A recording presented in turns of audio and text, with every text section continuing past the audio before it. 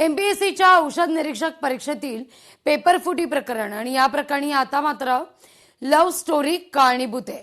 खात्रीलायक सूत्रांची ही माहिती आहे। एमपीएससीच्या औषध निरीक्षक परीक्षेतील पेपरफुटी मागील धक्कादायक माहिती समोर येते। पोलीस तपासात या सगळ्या संदर्भात माहिती समोर आहे। एका प्रियकरानं एमपीएससी मध्ये अगदी खालच्या कर्मचाऱ्याशी संधान साधून हा प्रकार केल्याची माहिती आहे। अधिक माहिती घेऊया आपले प्रतिनिधी चेतन ननावरे यांच्याकडून। चेतन, एक वेगळाच अँगल लव्ह स्टोरीचा यातून समोर येतोय।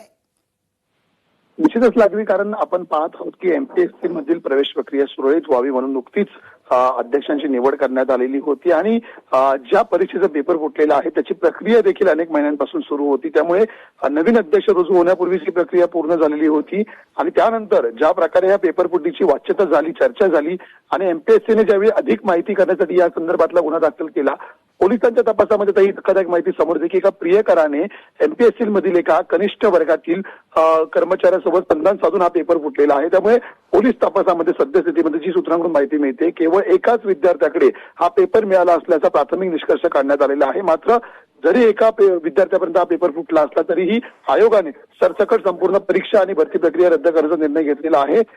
सर्व विद्यार्थ्यांना याचा फटका त्यामुळे आता बसताना मिळतोय। त्यामुळे एका प्रेम कहाणीचा हा फटका हजारो विद्यार्थ्यांना बसल्याचा आता या पोलीस तपासामध्ये समोर येत आहे।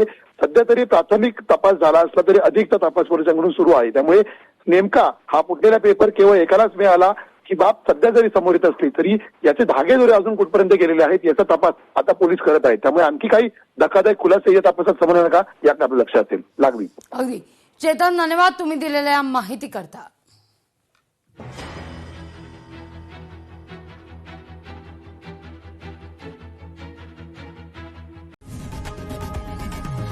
लोकशाही मराठी ऐका, पहा, जागरूक रहा।